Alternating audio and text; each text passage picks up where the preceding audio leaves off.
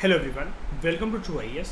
हम लोग previous lecture में दोस्तों कुछ ऑर्गेनाइजेशंस के बारे में बात कर रहे थे जो कि बैंकिंग सेक्टर से रिलेटेड है। बैंक बोर्ड ब्यूरो के बारे में हम लोग देख चुके हैं। National payment corporation of India के बारे में हमने डिटेल में डिस्कशन करी थी, जो कि आपका रिलेटेड होता है आपकी जो यूपीआई ट्रांजैक्शंस होती हैं, लाइक आपका गूगल पे, फ़ोनपे, ये सब। ठीक है, अब हम बात करते हैं बैंकिंग कोड्स और स्टैंडर्ड्स बोर्ड ऑफ इंडिया के बारे में। एक कमेटी थी, एसएस तारपुरे की अध्यक्षता में कमेटी बनी थी, श्री एसएस तारपुरे। कमेटी का नाम था committee on the procedures and performance audit of public services. ठीक है, इस कमेटी को ये जो बनाया गया था, इसके तहत banking codes and standards board of India का गठन हुआ था साल 2006 में। अब बेसिकली क्या था, ये एक इंडिपेंडेंट बैंकिंग इंडस्ट्री वॉचडॉग है। वॉचडॉग मतलब क्या होता है, निगरानी रखने के लिए, किसी भी चीज़ की फंक्शनिंग को देखने के लिए, कहाँ पर अच्छे से कोई काम हो रहा है कि नहीं हो रहा, उस चीज़ को देखने के लिए एक प्रकार से एक इंडिपेंडेंट, आप ये कह सकते हो इंस्पेक्शन या फिर ऑडिटिंग बॉडी है एक प्रकार की। ठीक है, which is related to banking industry. कहाँ पर बेस्ड है? मुंबई के अंदर।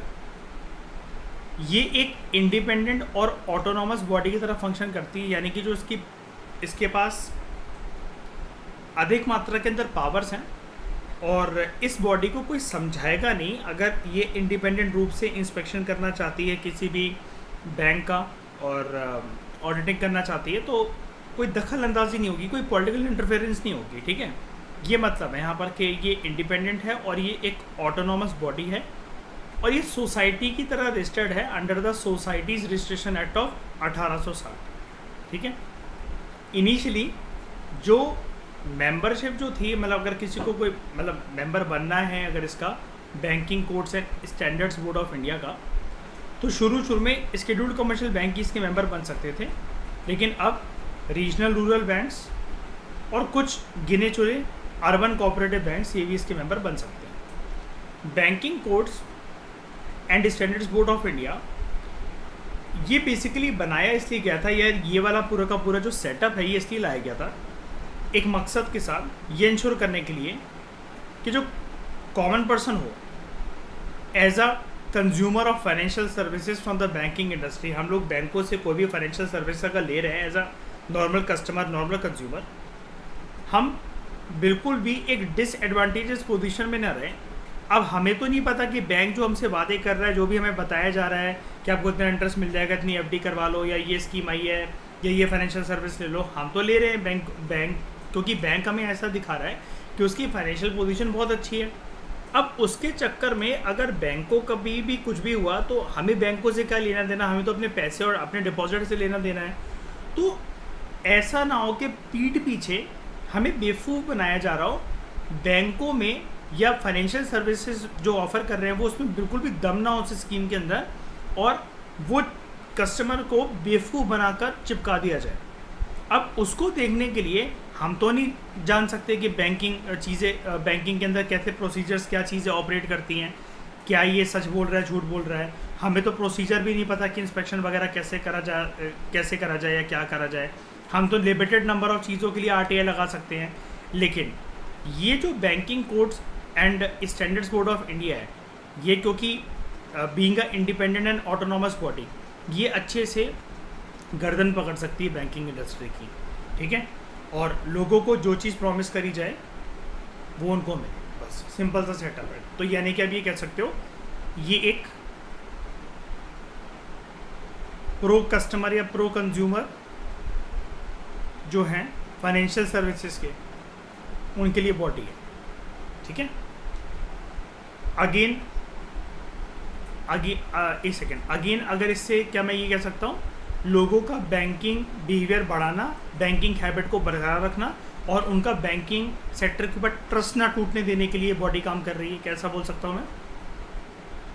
हाँ, क्योंकि देखो पता है, एक बात मैं बता देता हूँ, यूपीएससी ने अगर ये टर्म कोड करा था ना बैंकिंग बिहेवियर, तो अब वो अलग अलग चीज़ों को पकड़कर भी बैंकिंग बिहेवियर के बारे में पूछ सकता है कि क्या ये बॉडी बैंकिंग बिहेवियर को प्रमोट करती है, क्या ये बैंकिंग हैबिट को बरकरार रखती है? क्या ये लोगों को ऐसा उससे बचाती है कि उनका बैंकिंग सेक्टर को लेकर डिस्ट्रस्ट क्रिएट ना हो कैसे भी करके? जी हाँ, आपको पर उसकी एक बारी फंक्शनिंग को जानना पड़ेगा, थोड़ा सा पता होना चाहिए, रिकॉल हो जाना चाहिए आपको प्रीलिम्स के अंदर कि हाँ मैंने इसके बारे में इतना इतना पढ़ा था, इसके इस वाले फंक्शन की वजह से हाँ ये सही कह रहा है कि कस्टमर का बैंकिंग बिहेवियर प्रमोट होता है, बैंकिंग हैबिट बरकरार रहती है और बैंकिंग डिस्ट्रस्ट नहीं होता कभी भी। ठीक है, बैंकिंग सेक्टर के ऊपर कुछ कह रहे थे अभी आप? हाँ देखो हमें नहीं पता ना, देखो बहुत पुराने कोई बैंक है, जैसे मतलब मान लो SBI से ज़्यादा बेटर कई बैंक होगा श्रेया, आप और मैं आँख बंद करके भरोसा कर सकते हैं SBI की किसी भी स्कीम के ऊपर, है ना। जब इतना ज़्यादा ट्रस्टवर्दी बैंक है, दूसरे बैंकों का तो बाप ही है ना एक प्रकार से SBI, है ना। HDFC हो गया, जैसे आज के टाइम में जो इतना बढ़िया परफॉर्म कर रहे हैं ये लोग, कुछ भी हो गया, कोटक महिंद्रा बैंक हो गया। अब इनके ऊपर हम क्या ही शक करें, और शक करने के लिए फिर इसके बियॉन्ड है ही क्या, कौन सा बैंक है फिर, है ना।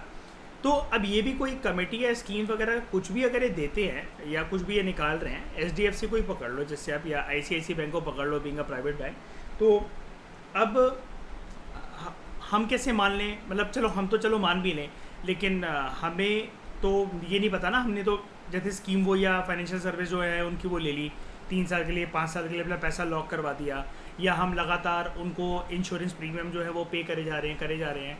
अब उसके बाद ऐसा भी नहीं हो कि हमारे साथ धोखाधड़ी हो जाए।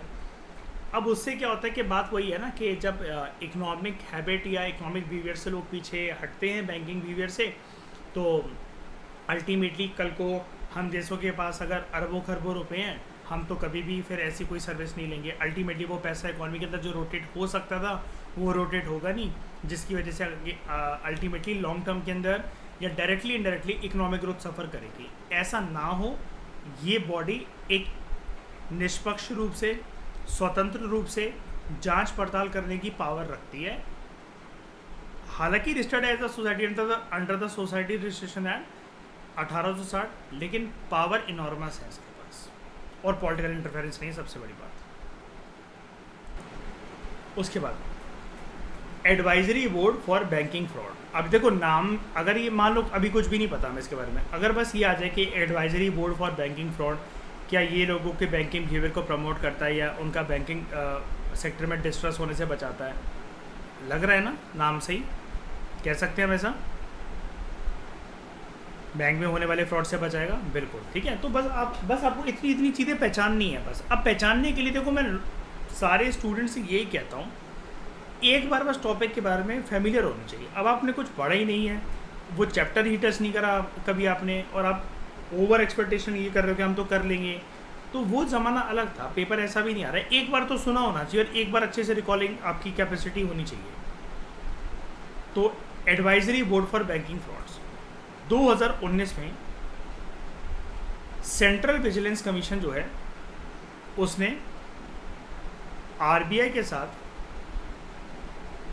एक कंसल्टेशन करी, और उसके बाद दोनों मिलकर इस नतीजे पर पहुंचे कि उनको जो advisory board on bank commercial and financial frauds है, इसको रिकॉन्स्टिट्यूट करना चाहिए, और थोड़ा सा इस बॉडी को रीस्ट्रक्चर करते हुए, कुछ और पावर्स कर देते हुए, 19-20 का फ़र्क करते हुए, जो भी है एक रिवैम्प्ड वे में उनको इसका नाम अब कर देना चाहिए, इसका स्ट्रक्चर अब बना देना चाहिए, in the name of advisory board for banking frauds.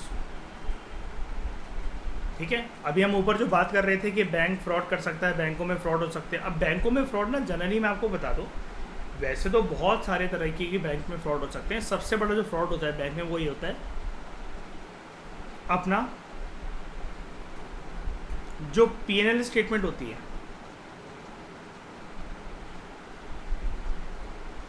Profit and loss statement जो होती है, उसको मैनिपुलेट कर देना। अब पता है श्रेया, आगे चलकर इसमें हम इस चैप्टर में पढ़ेंगे, इतनी इंटरेस्टिंग चीज़ श्रेया, अभी तक हमें ये नहीं पता ना कि क्रेडिट रेटिंग एजेंसीज जो होती हैं क्या वो बैंकों के लिए भी होती हैं? बिल्कुल होती हैं।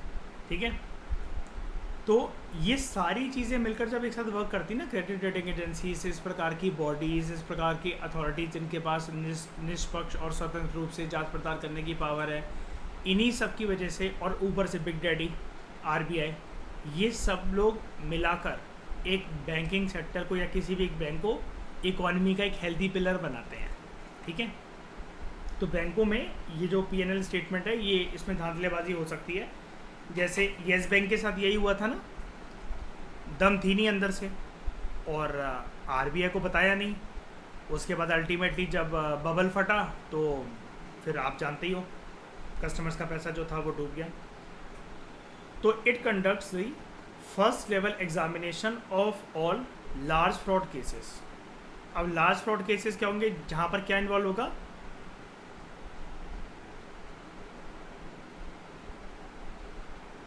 Big capital assets, right.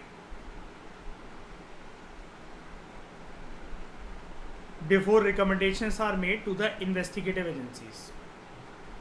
Investigative agencies और जांच पड़ताल करेंगी, आरबीआई अपनी एक इन्वेस्टिगेटिव एजेंसी बैठाएगा और बहुत सारी चीज़ें, जिस भी प्रकार का फ्रॉड हुआ होगा, जिस भी नेचर का, उसको देखने के लिए। लेकिन उससे पहले, सबसे पहले जो एग्जामिनेशन करता है ना, सबसे पहले तो वो advisory board for banking frauds करता है। इससे पहले advisory board on bank commercial and financial frauds करता था। ये इसी की अभी एक रिवैम्प्ड रिजुविनेटेड बॉडी है, advisory board for banking frauds, ABBF। ठीक है, बस। अब हम लोग जानते हैं चेक के बारे में।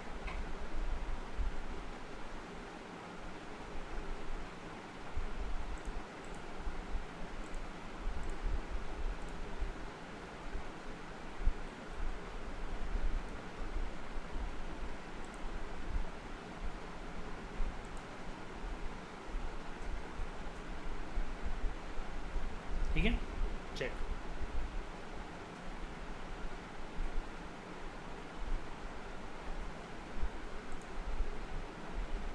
सबसे पहले चेक क्या होता है? चेक एक प्रकार का एक एग्रीमेंट होता है दो इंडिविजुअल्स या दो ऑर्गेनाइजेशंस के बीच में। कंपनी टू कंपनी भी पैसा जा सकता है, इंडस्ट्री टू इंडस्ट्री भी जा सकता है, और पर्सन टू पर्सन भी जा सकता है to make a payment, right. अब वो मैं अभी आपको पढ़ाता हूँ कि पेमेंट, आप ये भी हो सकता है कि काम मैं आपका आज कर दूँ, ठीक है, और जो पेमेंट है वो आप मुझे 1 महीने बाद दे रहे हो। मैं यकीन कैसे कर लूँ आपकी ज़बान पर? आपने चेक के अंदर हो सकता है उस टाइम की 1.5 महीने तक की डेट डाली हुई है कि मैं इस तारीख तक पैसे डलवा दूंगा, और आपने मुझसे बोला कि मैं इस तारीख तक पैसे डलवा दूंगी, और आप फिर उसके बाद बैंक में ये चेक लगा देना, आपके अकाउंट में पैसे आ जाएंगे, राइट। अभी पूरा प्रोसीजर मैं आपको बताता हूँ। मान लो कि मैंने आपका काम कर दिया, मुझे पेमेंट मिलनी थी, और आपने जिस डेट को बोला मैंने चेक लगा भी दिया आपके कहने पे, और उसमें लिखा हुआ था, आपने लिखा हुआ था कि टू दीपांग दुबे, ये जाना है उसके अकाउंट में पैसे। मैंने जब चेक लगाया तो पैसे नहीं आए, ठीक है। बैंक वालों ने मुझे बताया कि इस अकाउंट में सर पैसे नहीं है, जहाँ से आप पैसे ये लेना चाह रहे हो, जिसने भी आपको चेक दिया है। तो मुझे को बताओ, एक चीज़ बताओ, जनरल चीज़, चेक बाउंस का जो फिनोमेना होगा वो किसके नाम पर होगा? चेक बाउंस आपके नाम पर हुआ है कि मेरे नाम पर हुआ है?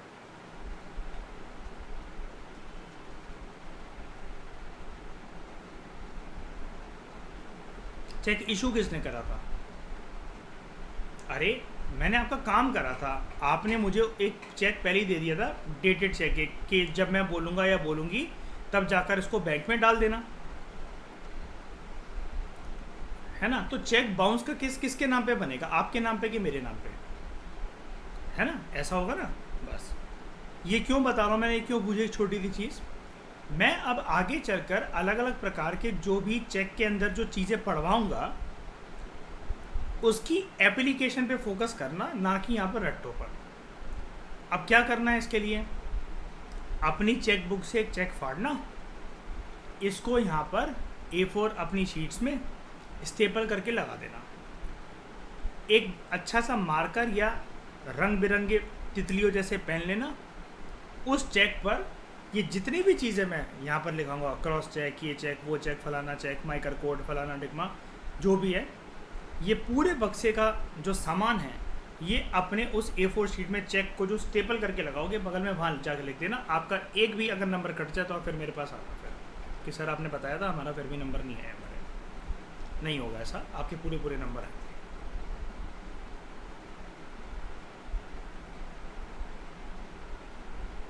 ये वाली चीज़ मैंने आपसे इसी चैप्टर में नोटों के लिए कही थी, है ना, कि सारे नोट अपने पास रेडी रखना, उसके पीछे क्या चित्रकला है उसको समझना, 50 के नोट के पीछे क्या फ़ोटो है, 200 के नोट के पीछे क्या फ़ोटो है ना। तो आप ये वाला काम भी कर सकते हो, तो अपनी A4 शीट्स पर ऐसे नोट्स भी लगा सकते हो अगर आप चाहो तो। लेकिन ये चेक वाला काम तो कर ही लेना आज, जब भी आप इस टॉपिक को ख़त्म कर रहे हो, जब भी आप रिवाइज़ करने बैठो, वो आपकी मर्ज़ी है, ठीक है। वो मैं इसलिए बोल रहा हूँ क्योंकि आप रिवीजन देखो, आप लोग लेक्चर से करते नहीं हो, फिर आप भूल ना जाओ कल को ये चेक वाली बात। अब फिर मैं टेस्ट ले रहा हूँ, आप बैठ के सोच रहे हो यार ये क्रॉस चेक क्या होता है, ये बीरर चेक क्या होता है, ये माइकर कोड क्या होता है। अगर आपको ये सोचना पड़ रहा है तो फिर भगवान ही मालिक है, फिर आपका क्या, आपकी प्रिपरेशन लेवल फिर कहीं है। तो in simple words, cheque is an order to a bank.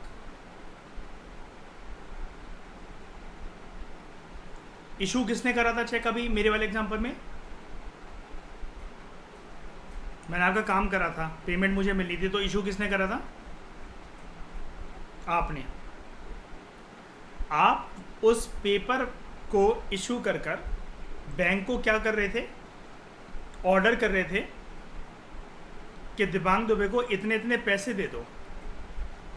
Bank आपका ऑर्डर क्यों माने? बैंक को अपनी जेब से देने हैं पैसे, कहाँ से देने हैं?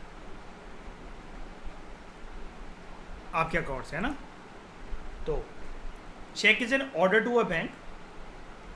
ऑर्डर कौन दे रहा है? इशूअर ऑफ अ चेक, है ना, कि आप एक स्टेटेड अमाउंट ऑफ मनी, एक स्टेटेड सम ऑफ मनी, ठीक है, यहां पर कितना लिखा हुआ है? 5,000 जैसे। एक stated sum of money drawer के अकाउंट से निकालो और ड्रॉई के अकाउंट में डाल दो। डोंट वरी, मैं ये सारे पर्सन के बारे में मैं पढ़ाऊंगा अभी आपको। ये देखो, ड्रॉअर और ड्रॉई वगैरह सब पढ़ाऊंगा। अभी जहाँ पर मैं आपको फोकस करवा रहा हूँ, अभी आप सिर्फ वहीं देखो, क्योंकि इसमें बड़ी सारी टर्म्स होती हैं। मैं नहीं चाहता कि आप कंफ्यूज हो जाओ, फ्लो अच्छा रखो उसका। And it is written on a specially printed form.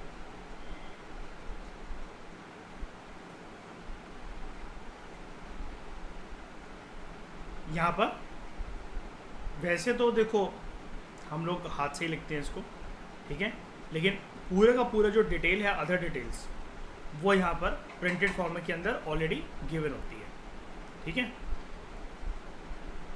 Check is use to make safe and convenient payment. अब मुझे ये बात बताओ, अगर आपने यहाँ पर ये लिखा कि ये आपका चेक है, आपने साइन कर दिया, आपने ये लिखा ये पेबल किसको है, मेरे को पेबल है, आपने मुझे वो चेक दिया, मैं घर लेकर उस चेक को जा रहा था, और वो चेक अगर चोरी हो गया तो आप मुझे दोबारा तो पैसा दोगे नहीं। आप कहोगे मैंने तो देखो इशू कर दिया था, जो भी कर दिया था। अगर वो चोरी हो गया, मतलब मान लो चेक चोरी हो गया, मैंने आपसे पैसे नहीं लिए थे लेकिन चेक चोरी हो गया, अब अगर मैं आपसे फ्रेश चेक मांगू, आप दे दोगे मुझे? नहीं दोगे? क्यों बे? कह रहे नहीं, देखो रोशन, ऐसे फ्रॉड बच्चे पढ़ रहे हैं फाउंडेशन कोर्स में।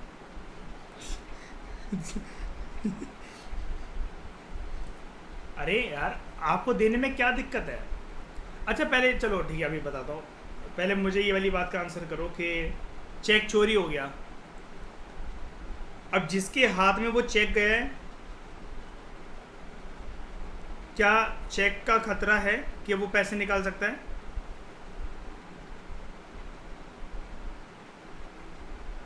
अरे नहीं होता यार ऐसा यार।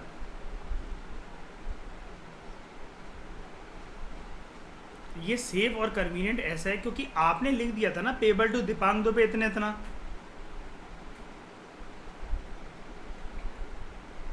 हाँ हाँ हाँ, आपने जो अकाउंट नंबर जो मेंशन कर रखा है ना, जैसे उस पर कि इस अकाउंट में जाए या फिर इस पर्सन के नाम पे जाए, तो वहाँ पर जो है उस पर्सन के नाम पे वो जाएगा ही नहीं, किसी और पर्सन के नाम पे वो जाएगा भी नहीं। और दूसरी चीज़ ये है, एक और चीज़, दूसरी चीज़ ये भी होती है कि आप इमीडिएटली वो जो चेक है लगने में टाइम लगता है। ऐसा नहीं होता कि आप चेक लगा कर आए और आपके ये पेटीएम और फ़ोनपे की तरह पैसे आ गए। मैंने आपको कांटेक्ट करा, तब तक आप बैंक को फ़ोन करके बोल सकते हो कि ये वाला चेक कैंसिल कर दो मेरे नाम पे, जो भी है, अगर ऐसा है कुछ भी। वैसे तो आप वो किसी के नाम पे इशू करके दोगे, पेबल टू दिस पर्सन, इतना इतना इतना अमाउंट, पीच। हाँ वो अलग बात है, वो अलग बात है जनरली। पर मैं ये कह रहा हूँ, अब जैसे आप पहले से ही चेकबुक पे सब कुछ साइन वाइन करके बैठे हो, आपने ब्लैंक चेक छोड़ रखे हैं ऐसे, तब तब वो एक रिस्की चीज़ है कि फिर तो पर्सन अमाउंट भी मतलब डाल के और वो सब कुछ कर सकता है। लेकिन फिर भी ये सेफ और कन्वीनियंट कैसे है कि अगर सामने वाली पार्टी या कोई भी, आपको ये तो पता लग जाएगा ना कि वो आपको बता रहा है कि यार देखो ऐसा ऐसा चेक जो है वो खो गया मुझसे, या फिर आपको खुद भी पता लग गया कि मेरी चेकबुक खो गई है, आप एटलीस्ट उसको बैंक को ये बोल सकते हो ना कि मेरी इस वाली चेकबुक से अब जो भी चेक आता है कैंसिल ऑल द ट्रांजैक्शंस, होने ही मत देना। आपको ये भी पता होगा ऐसे एटीएम कार्ड के साथ भी होता है कि हम एटीएम कार्ड भी कुछ साल के बाद नया बनवाना पड़ता है, एप्लीकेशन देकर एक्सपायर हो जाता है, होता है ना उसके पीछे वो एक डेट और वो सब करके रखा रहता है, सीवीवी और वो सब, उसके पीछे एक डेट भी लिखी रहती है, इतने इतने टाइम में एक्सपायर होने वाला है। ओके, तो it is less risky. Risky तो है, लेस रिस्की। अब रिस्की तब है जब कोई बेवकूफ़ी में पहले ही साइन करके ब्लैंक चेक बैठ गया ना, किसी का कोई नाम लिखा कि कहाँ पर जाना है, जो टू है कम से कम वो तो लिखो, कहाँ तक जाना है, अकाउंट नंबर तो लिखो, पेमेंट तो लिखो कितनी। अब ब्लैंक चेक पे पहले ही साइन कर करके बैठे हुए 50 चेक पे, ठीक है, तो ये रिस्की है। लेकिन फिर भी उस रिस्क को रोका जा सकता है, मिनिमाइज करा जा सकता है, and danger of the loss is minimise, जैसा कि मैंने आपको बोला, लेकिन काफ़ी हद तक सेफ है। अच्छा, चेक ज़्यादा सेफ है कि डिमांड ड्राफ्ट ज़्यादा सेफ है? DD, demand draft. वहाँ पर तो चाहकर भी चोरी हो जाए, कुछ भी हो जाए, वो अकाउंट में वो पूरा रेडी होता है, पूरा चिट्ठा के जाना है इसी अकाउंट में, सब कुछ सामने वाले की डिटेल जब आपके पास होती है ना, तो बैंक ने थप्पा लगा दिया था, मोहर लगा दी होती है कि जाओ अभी जाकर उसको दे देना, तुमने पैसे ऑलरेडी दे दिए हमें, अब अगर बस वो ये लगा देंगे तो ये हो जाएगा। हाँ, बैंक आपको बैंक ही जाकर बनवाया। याद है मैंने वो आशिमा के कॉलेज वाला एग्जांपल दिया था और अपने ड्यू का एग्जांपल दिया था, वो लोग लेते ही नहीं थे कैश में और उसमें पेमेंट, वो यही कहते थे ड्यू वाले। जब मेरा टाइम था, अभी आशिमा भी यही बता रही थी कि अभी भी यही चलता है। हाँ, यही लेते थे। अब जैसे वो कभी कभार इतनी ट्रांजेक्शन जैसे पापा नहीं करते थे, तो पापा ही कहते थे कोई बात नहीं, मैं डिमांड ड्राफ्ट बनवाते रहूँ मैं।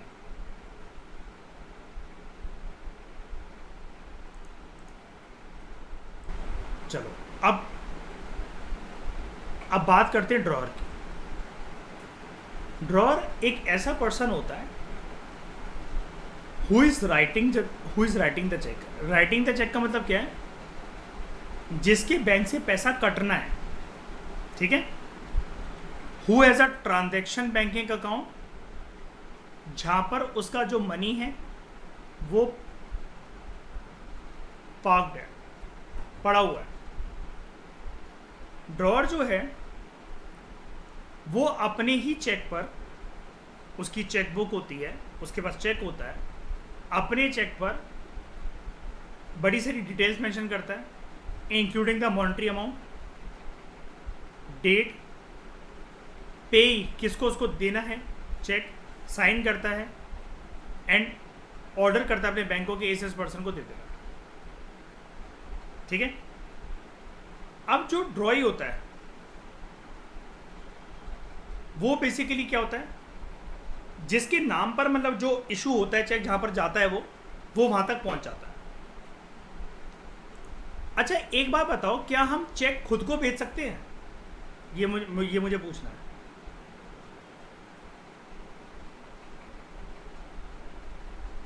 सेल्फ चेक नहीं, जैसे एक यही है, मतलब SBI के मेरा अकाउंट है, इसी में मेरे पैसे पड़े और मैं खुद को ही दे रहा हूँ और मैं बैंक में जा रहा हूँ। ये नहीं होता। आप नाम अपना यूज करके दूसरे अकाउंट से ले सकते हो, समझ गए? दूसरा अकाउंट ऐसा भी हो सकता है कि आप ही का नेम है, HDFC में आपका अकाउंट हो, जैसे अगर SBI का है, वहां से आप ले सकते हो, लेकिन सेम ब्रांच सेम बैंक, आप करोगे क्या वो करके खुद सोच के देखो ना, क्या करोगे? और फिर वो रिसेप्शनिस्ट तो याद होंगी आपको, बैंक वाली, है ना, चश्मिश आंटियां। ये चीज समझ गए? तो जो बेसिकली जो मैं आपको ये बता रहा था कि जो ड्रॉअर है वो बड़ी सारी डिटेल्स लगता है, इंक्लूडिंग मॉनेटरी अमाउंट, डेट, पे ऑन द चेक, साइन करता है एंड ऑर्डरिंग इस बैंक कि इसके नाम पे, ड्रॉई के नाम पर ये करवा देना, टू पे डैट पर्सन और that company the amount of the money stated, जितना उसने बोला हुआ है उतना अमाउंट उसको भिजवा देना और सामने वाले पर्सन के बैंक अकाउंट में उतने पैसे पहुंच जाते हैं। अब हम लोग अलग अलग प्रकार के चेक की बात करते हैं, ठीक है। अब ये चेक के प्रकार ऐसे नहीं होते हैं कि आप ये सोचो कि सर ये जो आप अभी नए नेम बोलोगे, bearer cheque, cross cheque, ante dated cheque, post dated cheque, तो क्या अलग अलग चेकबुक होती है क्या? कल को अगर हमें इन चेक को यूज़ करना है तो ये इतने प्रकार की चेकबुक है क्या, और हम कैसे जाने कि हमारी चेकबुक कौन से प्रकार की है? अरे भाई चेकबुक आपकी यही होती है जिसके अंदर ऐसे चेक होते हैं जो कि आपके हैं, मेरे हैं, किसी के भी हैं, श्रेया के हैं, आप लोग किसी भी राज्य से बिलोंग करते हो। बैंक अगर आपका SBI है तो ऐसी चेकबुक दिखेगी, HDFC तो हम तीनों की चेकबुक एक जैसी दिखेगी, उसके अंदर चेक भी सारे सेम दिखेंगे, ठीक है। हम चेक के बेसिकली इस जैसे यूज़र इंटरफेस होता है ना, हम इसको समझने वाले हैं।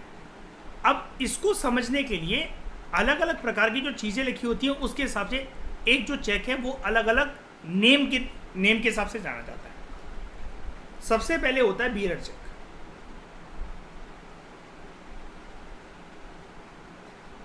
बियरर चेक जो होता है, it refers to a cheque, ध्यान से समझना, that is payable to whoever presents a cheque rather than to a designated pay. यानी कि यहां पर क्या है, it refers to a cheque that is payable to whoever presents a cheque. जिसने चेक प्रेजेंट करा है वो किसी को भी बोलेगा तो उस तक वो चेक पहुंच जाएगा। डेजिग्नेटेड पे को वो क्यों कह रहा है कि रेदर देन डेजिग्नेटेड पे? हो सकता है ना कि आपने साइन कर दिया, अमाउंट लिख दिया हो, जब किसी को देना हो तो इमीडिएटली आपने वो चीज़ लिख दी हो, या फिर आपने किसी को बोल दिया, रहता है ब्लैंक चेक नहीं दे देते हम किसी को, लो तो डिटेल वगैरह पढ़ लो और मैंने साइन करके और पैसा करके दे दिया, वो होता है बियरर चेक।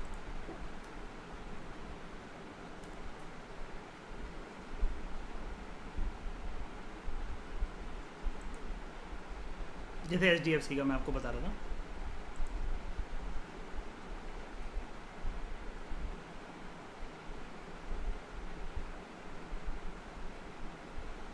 यहाँ पर आपने लिखा इतना इतना अमाउंट, ये खाता, और ये यहाँ पर लिखा होता है बियरर, और बस आपको यहाँ पर आप साइन करने हैं और डेट डालनी होती है। डेट वाली बात अभी मैं आपको बताता हूँ।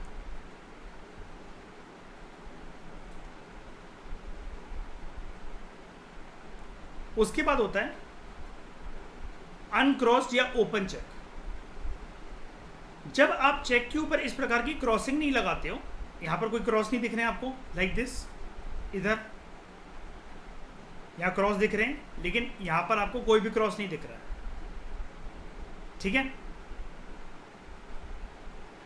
When a cheque is not crossed it is known as open cheque या फिर अनक्रॉस्ड चेक। अब इस प्रकार की चेक की जो पेमेंट है आप बैंक के काउंटर पे जाकर ले सकते हो अगर वहां पर क्रॉस नहीं कर रखा है। अब जैसे यहां पर क्रॉस है, वैसे तो हल्का सा देखो ऊपर ये क्रॉस है, यहां पर डबल क्रॉस। अगर मैं आपको अनक्रॉस चेक दिखाऊं, ये है अनक्रॉस चेक, यहाँ नहीं हो रखा किसी तरीके की क्रॉस। जहाँ पर जितनी भी अमाउंट जैसे लिख रखी है इसी को देख लो, अनक्रॉस रही है, यहाँ लिख रखी है। अब आप जाकर इसको काउंटर पे दोगे, आपको पैसे जितना भी स्टिपुलेटेड अमाउंट जो लिखा हुआ है वो मिल जाएगा। फिर एक होता है क्रॉस चेक। जनरली हमें तो यही बताया जाता है ना घर पे कि जब भी चेक है तो ऐसे डबल क्रॉस कर दो, है ना। Crossing of a cheque means drawing two parallel lines on the face of a cheque. मुझे लगता था जब मैं छोटा था चला ये रीति रिवाज परंपरा के अनुसार करा जाता है।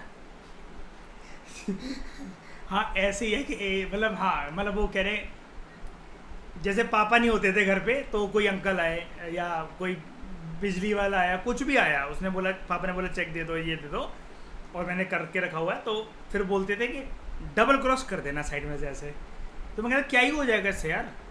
ठीक है ना। हाँ अंधविश्वासी है, मेरे को लगता है नजर ही ना लग जाए, पता नहीं क्या ना हो जाए। ठीक है, तो crossing of a cheque means drawing two parallel lines on the face of a cheque. बीच में से नहीं मारनी होती कभी भी। अगर आपने चेक के बीच में से कभी भी कोई लाइन मारी ना, या अगर आपने चेक की ओवर राइटिंग अगर करी ना, यहाँ पर अगर कहीं पर भी, वो चेक ना बैंक रिजेक्ट कर देता है। साइड में ऐसे मारना होता है, ऊपर की साइड, ठीक है। तो cross cheque can not be in cash at the cash counter of a bank. अब ये क्या होता है, ये एक प्रकार की सेफ्टी दे देता है कि आप बैंक के पास लेकर जा रहे हो ना, आपको मैं वेट कर रहा हूं मुझे पैसा दे दो, वो कहेंगे नहीं भाई क्रॉस चेक है। ये जो पर्सन का नाम जिस पे लिखा हुआ है ना, ये उसी के अकाउंट में क्रेडिट होगा, पे के अकाउंट में। आपने कहीं तो लिख कर दिया होगा ना, टू दिस पर्सन ऐसा ऐसा करके, इस जैसे यहाँ पे लिखा हुआ है सत्यम कुमार को पे कर दो, ये कर दो, वो कर दो, इतने इतने जो है चैरिटी अलायंस को इतने इतने पैसे दे दो, 1500 रुपये, है ना। तो अब यहाँ पर ऊपर आओ, अब समझ गए why it is less risky and danger of the loss is minimise. अब आप कब ये कहोगे, इनमें से कौन से प्रकार का ऐसा चेक होता है जब वो लेस रिस्की होता है और जो लॉस होने के जो चांसेस होते हैं वो मिनिमाइज हो जाता है। कौन से चेक के केस में अभी आपने सुना, क्रॉस चेक। बस यही बताना चाह रहा था। ये यहाँ पर ना इसको, ये वाला जो पॉइंट है इसके साथ मैच करता है, क्योंकि वो एक पर्सन कह रहा है मैं वेट कर रहा हूँ, वो सोच रहा है फटाफट से पैसा निकल जाए और मैं लेकर भाग जाऊँ, मैं जल्दी मुझे कैश मिल जाएंगे। वो कहेगा नहीं भाई क्रॉस चेक है ये, आप कुछ नहीं कर सकते। और चेक पे अगर किसी भी प्रकार की ओवर राइटिंग अगर आपने करी, क्या करोगे, इसको मिटाओगे या कुछ भी करोगे, कुछ भी अगर लगा। और बैंक वालों को बहुत तगड़ी इंस्ट्रक्शन दे रखी होती है, आपने यहाँ पर कुछ और लिखा, यहाँ पर कुछ और इंक यूज़ कर दी, यहाँ पर कुछ और इंक यूज़ कर दी, वो कैंसिल कर देते हैं। वो ये कहते हैं अगर ठीक है जेन्युइन चेक ही तुम्हारा, आप एक और दे दो हमें, हम इसको वो नहीं कर रहे हैं, पास नहीं कर रहे हैं, आपके पास तो चेक हो। क्या नहीं, वो तो बियरर चेक था, तो वो बता रहा है कि यहाँ पर बियरर लिखा रहता है। हाँ नहीं, वो जैसे हम लोग ऊपर नहीं किसी फोटो के ऊपर जैसे वो कर देते हैं, तो वो ये दिखा रहा है कि बियरर इस साइड लिखा रहता है जैसे। हाँ वो ये करके बता रहा है, जैसे यहाँ पर देखिए।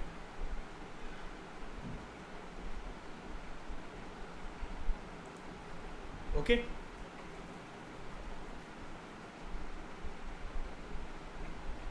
उसके बाद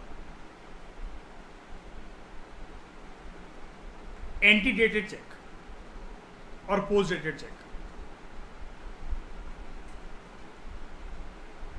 if a cheque bears a date earlier than the date on which it is presented to the bank,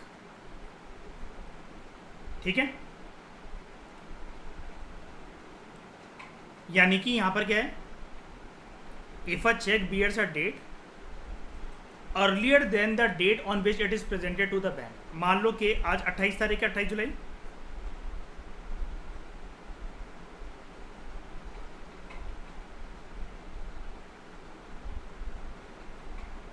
entry dated कौन सी डेट होगी, 28 के बाद वाली या 28 से पहले वाली?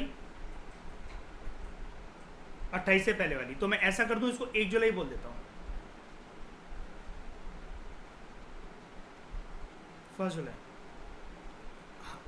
हाँ, ये है, बिल्कुल यही समझाना चाह रहा था। तो if the cheque bears a date earlier than the date on which it is presented to the bank, इसको कहते हैं एंटीडेटेड चेक। पुराना है ये, प्रीडेटेड चेक मान लो आप इसको, लेकिन ये टर्म यूज नहीं होती वैसे, प्रीडेटेड एंटीडेटेड ही कहते हैं हम लोग इसको। ऐसा चेक 3 महीने तक वैलिड होता है। अगर आप 1 जुलाई का एक चेक के ऊपर 1 जुलाई अगर डेट लिख रखी है, और डेट कहाँ पर होती है, इस जगह पर,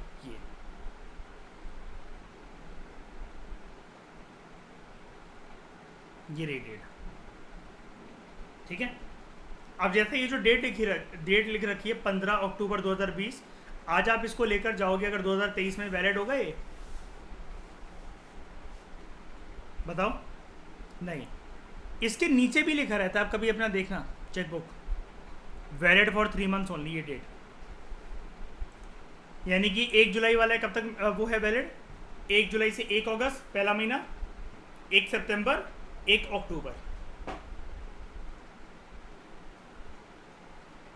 समझ गए? और हमारे पास भी इतनी एंटीडेटेड चेक का टाइम है सिर्फ है ना, हमारा चेक भी बस यहीं पर एक्सपायर हो जाएगा from the date of the cheque, ठीक है। Post dated cheque, if a cheque bears a date which is yet to come, future date आपने डाल दी। अब फ्यूचर डेट क्यों डालते हैं? पर्सन ने आपको एक प्रकार का एक प्रोमिसरी नोट दे दिया है। याद है मैंने अभी आपको एग्जांपल दिया था कि मैंने आपका काम कर दिया है, आप ये बोल रहे हो मुझसे अगले महीने पैसे ले लेना, लो मैं फ्यूचर की डेट डालकर दे रहा हूँ तो मैं चेक पर, ठीक है। मैं इस टाइम तक डलवा दूंगा, जब मैं तुम्हें फोन करूंगा तब डाल देना बैंक में चेक, अभी मत डालना वरना बाउंस हो जाएगा।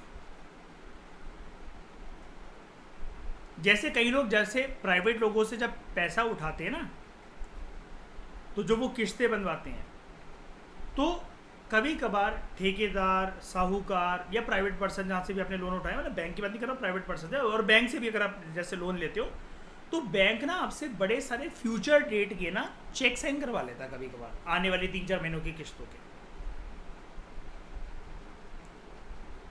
ठीक है। और बैंक फिर उसको लगा देता है। बैंक ही कहता है देखो हम इसको हर 28 तारीख का, आप हमें 3-3 महीने का ऐसे बनाकर दे दो, एक दे दो हमें 28 जुलाई चल रहा है, जैसे 28 अगस्त का, 28 सितंबर का, 28 अक्टूबर का, ऐसे बनाकर दे दो हमें 3-4 चेक। अब बैंक ये कहता है हम ये वाला चेक आपका ना 30 तारीख तक लगा दिया करेंगे, आप बस ये कोशिश करना कि आप इस टाइम तक आप अपना पैसा जो है वो बैंक अकाउंट में रखो, हम ये चेक लगा दिया करेंगे आपका। और जब बाउंस होता है तब बैंक वालों की कॉल आती है या फिर कोई भी पर्सन की कॉल आती है कि तुमने पैसे नहीं डलवाए। और चेक बाउंस का केस भी फॉर्जरी के केस में आ जाता है, फिर ज़्यादा भी नहीं होना चाहिए वो, है ना, क्योंकि सामने वाली पार्टी फिर कोर्ट जा सकती है आपके खिलाफ। तो if a cheque bears a date which is yet to come, future date, then it is known as post dated cheque. Post dated cheque जो है it cannot be honoured earlier than the date of the cheque. जो date आपने डाल रखी है ना, सामने वाली पार्टी उससे पहले नहीं जा सकती है। अब आप कहोगे कि तब तक वेट करना पड़ेगा, जी हाँ तब तक वेट करना पड़ेगा। और आप कहोगे अगर जो डेट उस पर लिखी हुई है अगर मैं उस डेट तक नहीं पहुंचा, कोई बात नहीं, नहीं पहुंचे तो 3 महीने की विंडो है तो आपके पास, वो फिर एंटीडेटेड बन जाएगा, है ना। बस सिंपल सी चीज़ है, समझ में आ गया ना। इसमें ये एंटीडेटेड कैसे बन जाएगा? ये जो डेट लिख रखी है आप उस डेट तक नहीं पहुंच पाए, आप बिजी हो, 5 दिन के लिए ट्रिप पर गए हुए, महीना लगा लिया आपने, मैं कह रहा हूँ आपका एग्जाम चल रहा था, आपके मेंस चल रहे थे मान लो, ठीक है, आप 1.5 महीना बिजी हो आप, कोई बात नहीं, उसके बाद चले जाओ। दिया गया था आपको पोस्ट डेटेड चेक, जब डेट आएगी आप उसको इशू कर दो। 3-4 दिन अगर आप लेट हो गए तो वैसे भी वो एंटीडेटेड ही है। अब एक होता है स्टेल चेक। अगर आप 3 महीने से ज़्यादा लेट हो गए, अब आप ज़्यादा ही सीरियस हो गए, श्रेया मैं तो इंटरव्यू के बाद जाऊंगी इस चेक को लगाने, तो if a cheque is presented for payment after 3 months from the date of the cheque, यानी कि 28 जुलाई का चेक आप लगा रहे हो,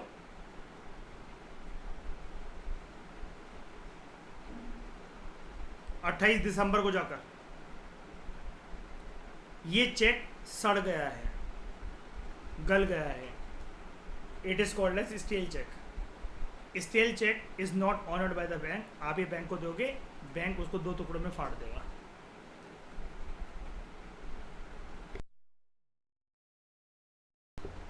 वो क्योंकि बेकार हो गया, वो सिर्फ आप एक रद्दी का पेपर है। फिर एक होता है डीडी,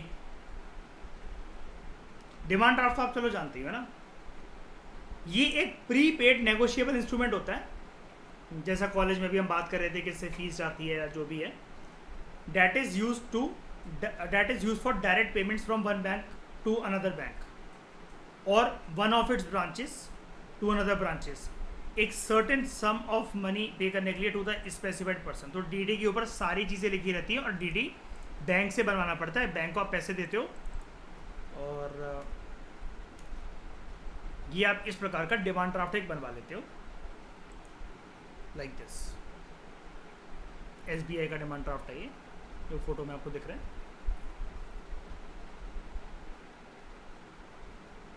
क्या आपने बोला इतने इतने रुपए जो हैं 2,500 रुपये साइन कर दिया आपने, आपने बैंक को पैसा दे दिया था, बैंक ने 2,500 रुपये का आपका डीडी बना दिया और आपने सामने वाली पार्टी का नाम दिया, उसका अकाउंट नंबर वगैरह सब कुछ मेंशन करा कि इसको ये मिल जाए। अब आप जब उस पर्सन के पास लेकर जाओगे तो वो डीडी के अंदर एक फिक्स चीज़ है कि डीडी बाउंस नहीं हो सकता चेक की तरह। एग्री करते हो इस चीज़ के ऊपर?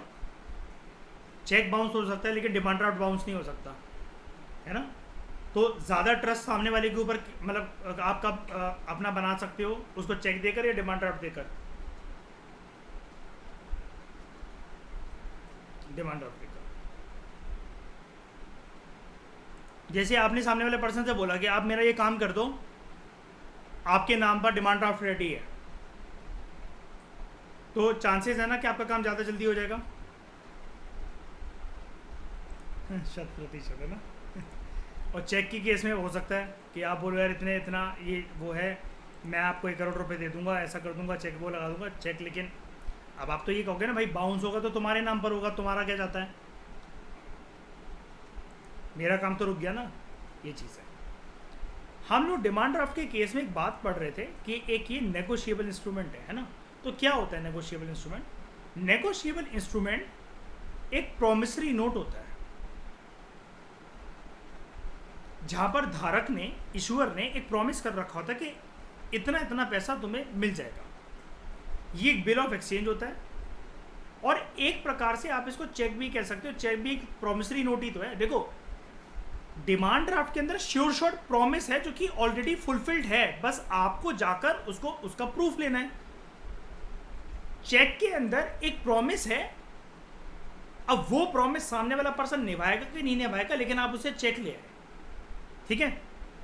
हाँ ये चीज़ है कि एक बात मैं आपको बताना चाहता हूँ, आप कहोगे फिर सामने वाले पार्टी का सर घाटा भी तो हो सकता है।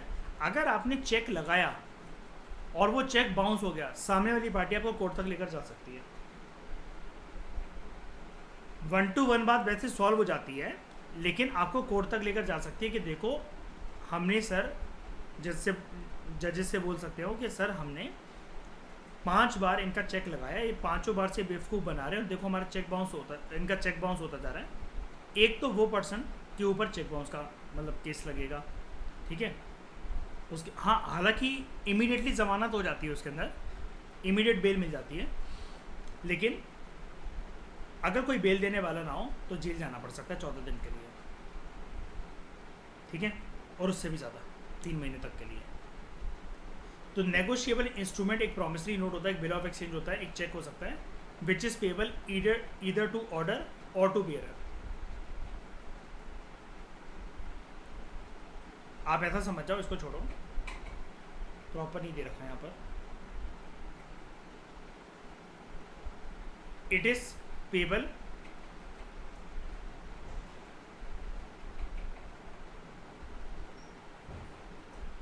टू सम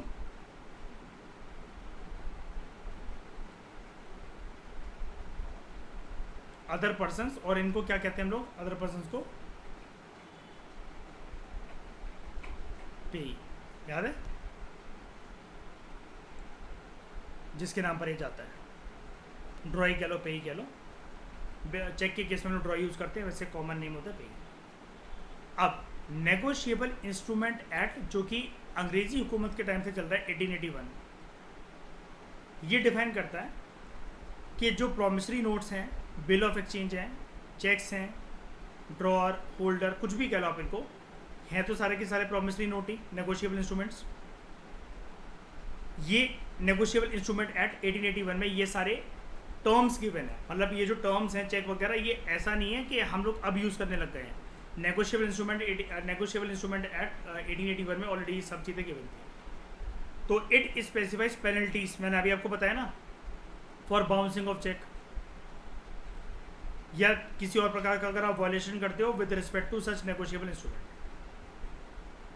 चेक बाउंस होने के ऊपर अलग अलग बैंकों के अलग अलग रेट होते हैं, आपका 500 रुपये का पेनल्टी लगती है आपके ऊपर। कोई 1000 लगाते हैं, 3000 लगाते हैं। ज़्यादा अगर हो जाए तो फिर आपको ये भी हो सकता है कि बैंक बड़े सारे आपके जो काम है वो रोक दें और आपके ऊपर रिस्ट्रिक्शंस लगाए, ये सब चीज़ें होती हैं। प्रीपेड इंस्ट्रूमेंट्स नहीं, वो मैं कह रहा हूँ कि वो ऊपर गलत लिख रखा है, ये एक अलग चीज़ होती है। चेक के बाद यहाँ पर कॉमा लगाना चाहिए था उनको, ड्रॉअर, होल्डर, ये सब नाम है नेगोशिएबल इंस्ट्रूमेंट्स के अलग। जैसे लिखा हुआ है ना, ये देखो कॉमा कॉमा डाल के, एक मिनट में मिटाकर दिखा देता हूँ। ऊपर उन्होंने लाइन के हिसाब से लिख दिया, ईदर टू ऑर्डर और टू बेयरर, ये है।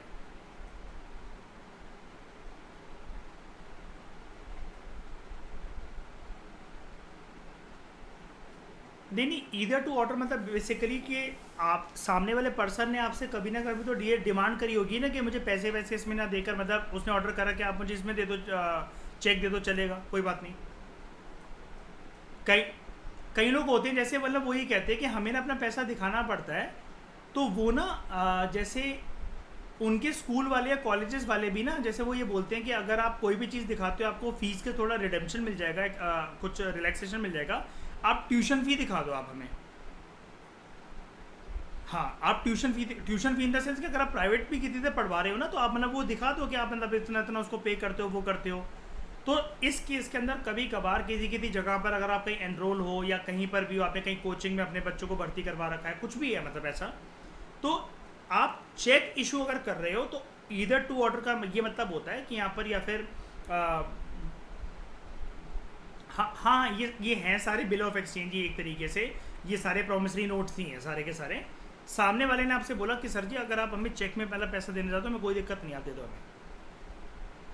तो वो ये कह रहा है कि ये एक ऐसा प्रॉमिसरी नोट है, एक ऐसा बिल ऑफ एक्सचेंज है, ऐसा चेक है which is payable either to order और टू बियरर। या तो आप किसी धारक के नाम पर इसको इशू करोगे, या किसी ने बोला है आपको कि आप हमें पेमेंट चेक में दे दो, तब आप इशू कर दोगे इसको। ऑर्डर का मतलब ऑन डिमांड है, मतलब यहाँ पर।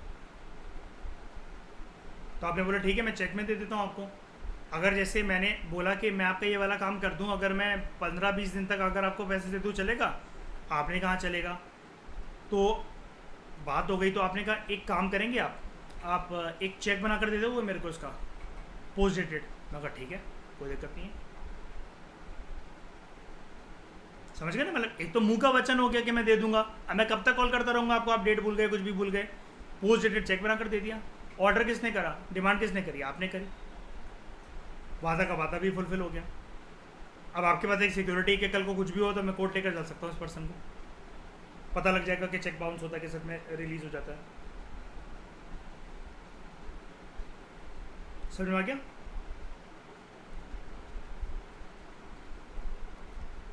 अब है prepaid instruments. These are instruments that facilitate purchase of goods and services, including financial services, remittances, remittances क्या होते हैं, कहाँ से आते हैं रेमिटेंसेस? बाहर से कोई रिश्तेदार वगैरह रह रहा है, कोई आपके मतलब कोई भी पर्सन रह रहा है, वो आपको पैसे भेज रहा है, मतलब आप ही हो, जैसे आप बाहर रह रहे हो, कल को अपने घर वालों को पैसे भेज रहे हो, ठीक है, fund transfer etcetera, against the stored value in और ऑन सच इंस्ट्रूमेंट्स। मतलब जब आपके पास पैसे होंगे, आप उसको कन्वर्टेड फॉर्म में कहीं ना कहीं किसी फाइनेंशियल सर्विसेज के तौर पर, रेमिटेंसेस के तौर पर फंड ट्रांसफर वगैरह करवा रहे हो, करेंसी एक्सचेंज को भी ऐसा बोल सकते हैं, ठीक है। जो प्रीपेड इंस्ट्रूमेंट इशूअर्स होते हैं, ये कंपनीज होती हैं, those who are incorporated and registered in India. जैसे नमस्ते लंदन आप मूवी देखना, वो जब पंजाब में होती है कैटरीना कैफ, अपने दोस्त इमरान को फ़ोन करके यूके में वो पैसे मंगवाती है कि मुझे कुछ कुछ पैसों की ज़रूरत है, तुम वहाँ से पैसे भेज दो, पाउंड को कन्वर्ट करके, फिर वो मतलब वो पाउंड भेजता है, और वहाँ पर उसके अंदर एक सीन दिखा रखा था। अब तो बहुत सारी चीज़ें हैं, 10 साल पहले 15 साल पहले हमारे देश में चलता था वेस्टर्न यूनियन, वो करता था करेंसी एक्सचेंज।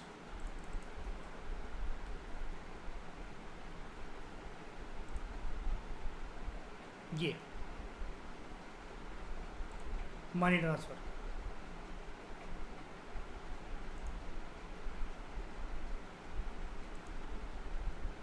तो ये कैसी कंपनीज होती हैं जैसे वेस्टर्न यूनियन वगैरह, they are incorporated registered in India. कोई भी एक जो कंपनी है, रजिस्ट्रेशन करवाने के बाद they can issue and operate prepaid payment instruments after receiving authorisation from RBI. ये लोग क्या क्या कर सकते हैं? They can issue smart card, magnetic stripe cards, online wallets, internet accounts etcetera, ठीक है। उसके बाद मेडिवल इंडिया की एक टर्म जो है हुंडी, इसको जानते हैं। ये मध्यकालीन भारत का एक बिल ऑफ एक्सचेंज को कहा जाता था। यूपीएससी ने इसके बारे में 2020 के प्रीलिम्स में क्वेश्चन पूछा था कि हुंडी क्या होता है।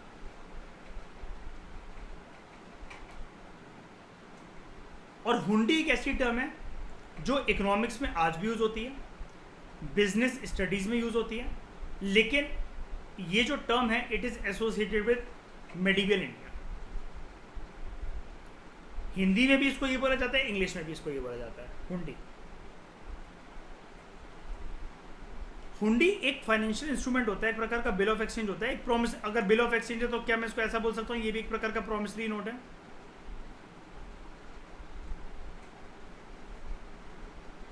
ये प्रॉमिसरी नोट यूज होता था ट्रेडर्स के लिए। मैंने आपको एक चीज़ बताई थी ना जब मैं आपको हिस्ट्री करवा रहा था,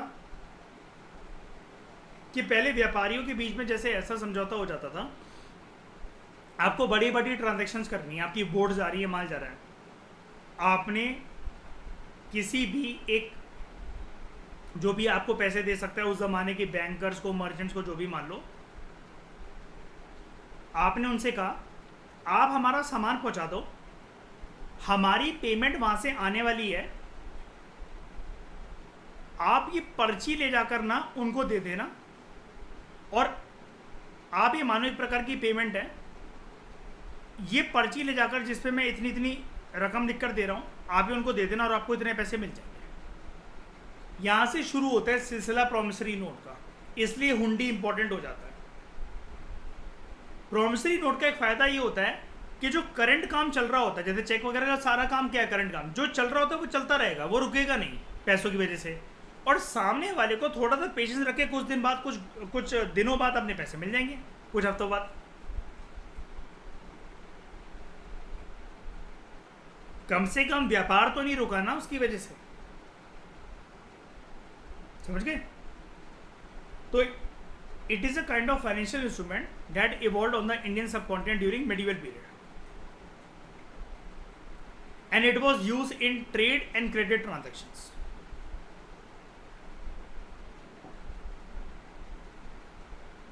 कि पैसा आज मिल जाए, काम ना रुके, और जब सामने वाली पार्टी को जैसे जो पेमेंट जैसे जो देनी होगी, हम आपको पहले से एक चीज़ साइन कर दे रहे हैं, आपको पक्का पेमेंट पहुंच जाएगी, उसकी चिंता मत करो।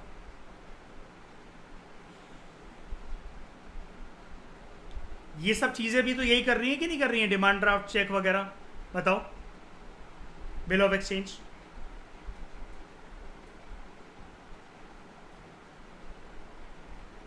Promissory note on demand, on order, ये सब चीज़ें भी तो यही कर रही हैं। तो ये जो शुरुआत हुई ना, ये हुंडी से ही हुई।